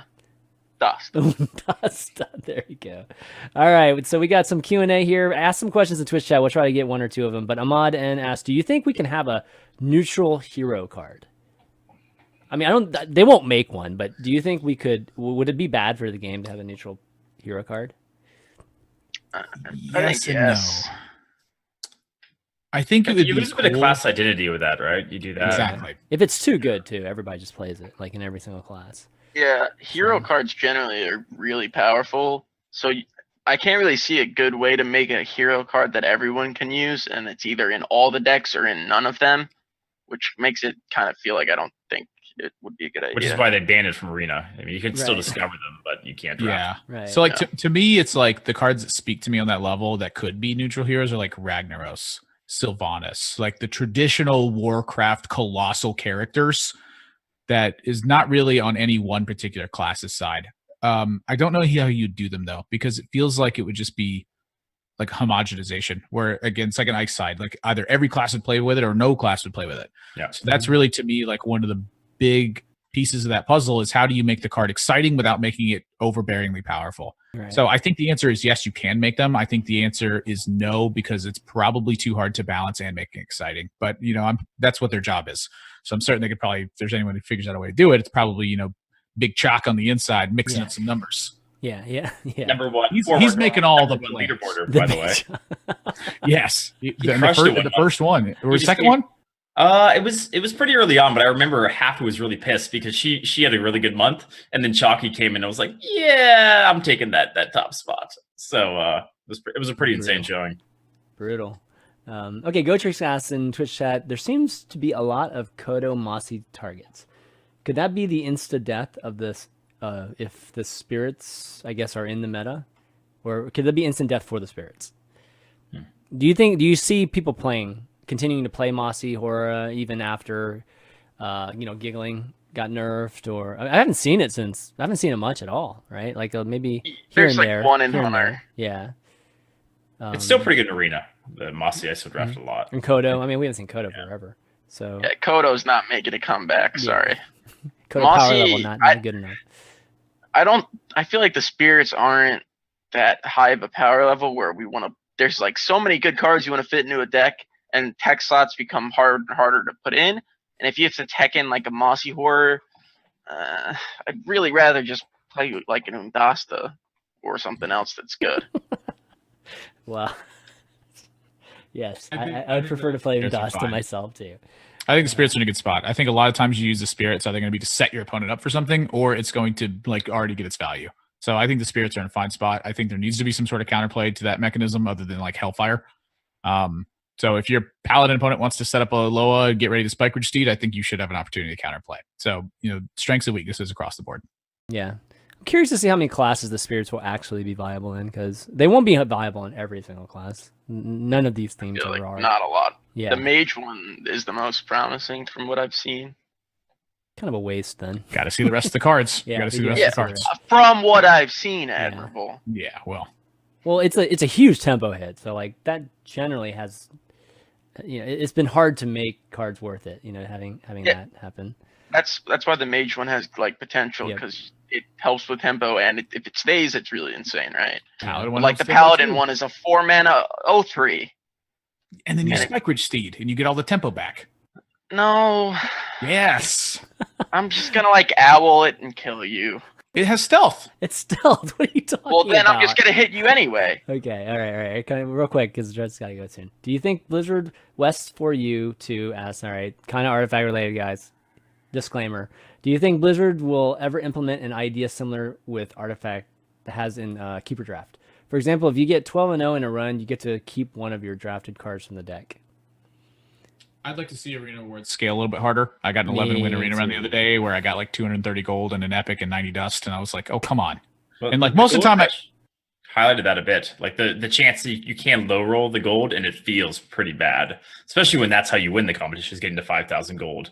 By the way, just a little side thing. I really think the Arena community loved that, and I hope Blizzard maybe will do something similar in the future for Arena. Arena's nice better. The constructed people really like that too.